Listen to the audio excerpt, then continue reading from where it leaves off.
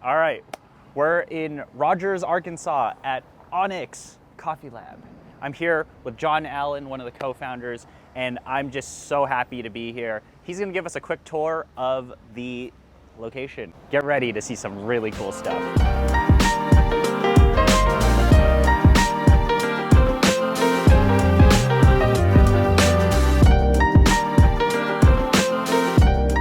It's beautiful in here. It really is. This is one of the coolest places you'll ever see in the coffee space, and I mean, just take a look around.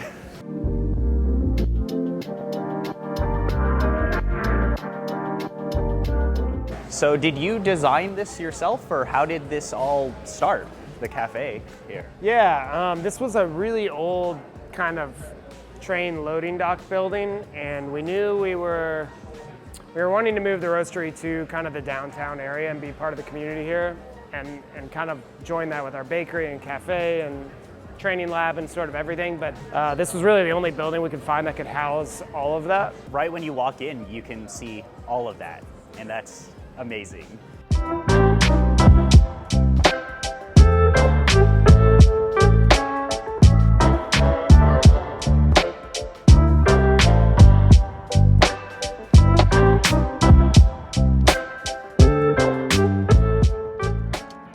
This is the training lab. This is basically where we either train our own staff. We have a lot of cafes that'll fly down and we'll sort of train their staff, whether it's wholesale operation or they're just taking our classes.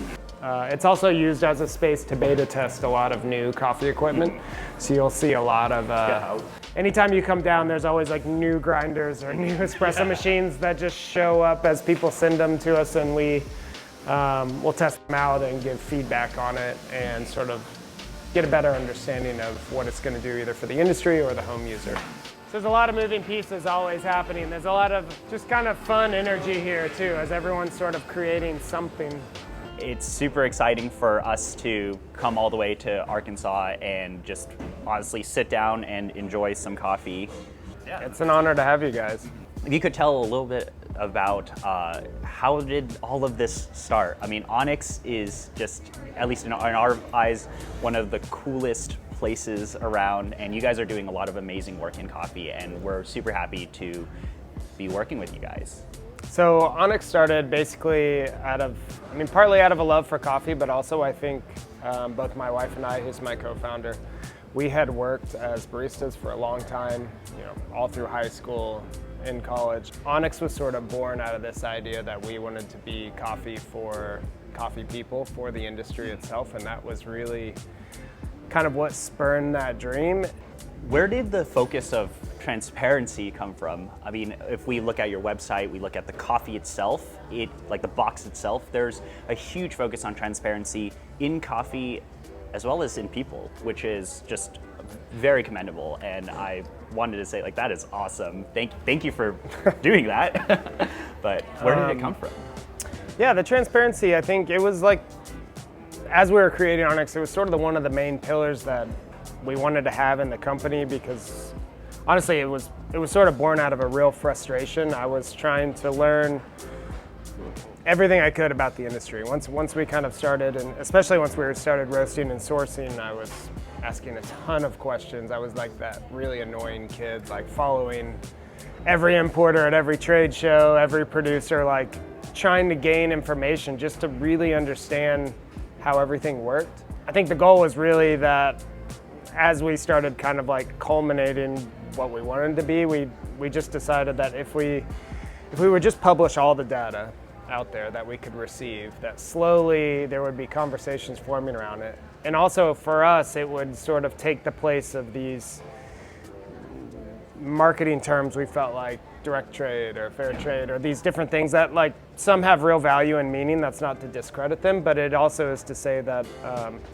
in the end, it's a lot of those are about selling coffee or having some form of morality attached to the ethics of how you buy coffee. And for us, we didn't really want to have that. What we wanted to do was just publish numbers and publish data open to everyone. And then you can view those those numbers through whatever filter of morality you want, right?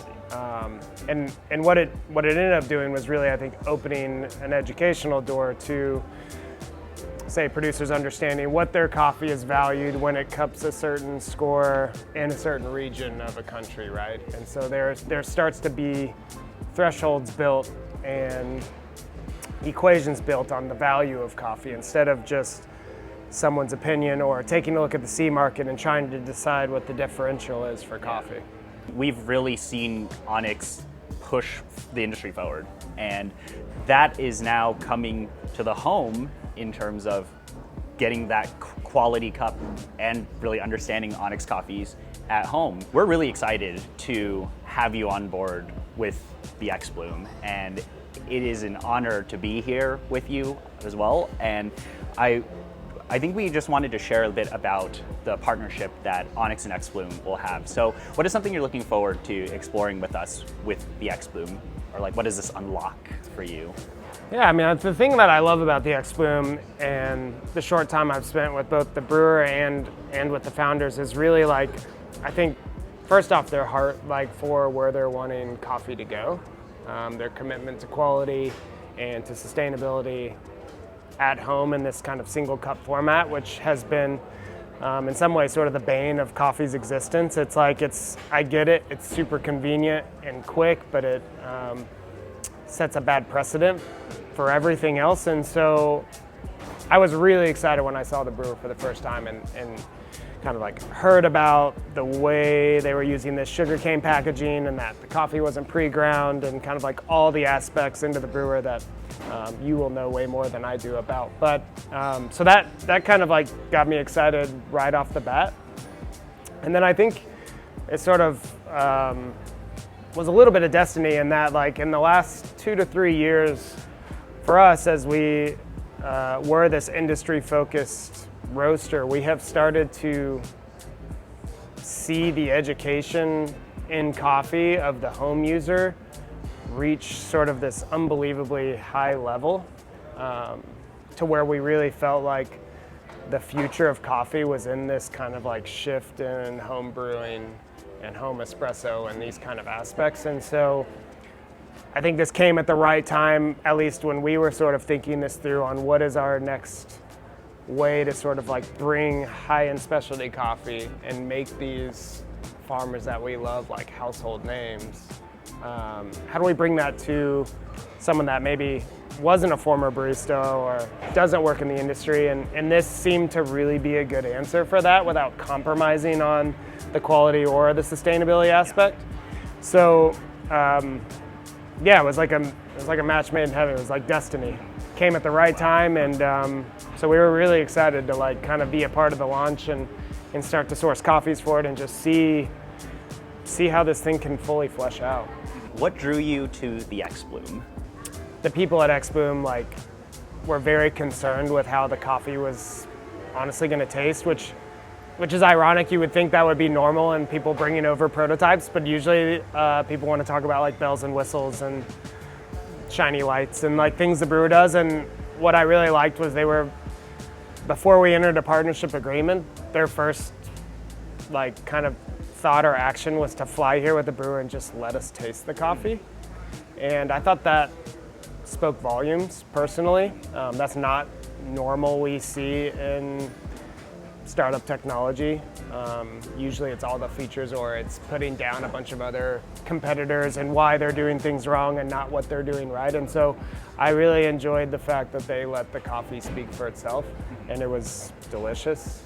And the amount of control I realized we could have to like represent all the different coffee offerings that we plan on releasing with xBloom was amazing. Okay, we're here with John, and we're gonna brew some coffee using the xBloom.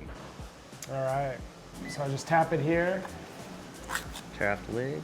Pour the coffee in. Cup in. Let it roll. Yeah. So that's it. Perfect. It's pretty fun to watch. It is. That part's very satisfying Yeah. when it slides over. There we go. yeah, it will. That's just exactly how it works. It will then just do a pour, and we will have a lot of coffees in here from Onyx. It'll be very exciting.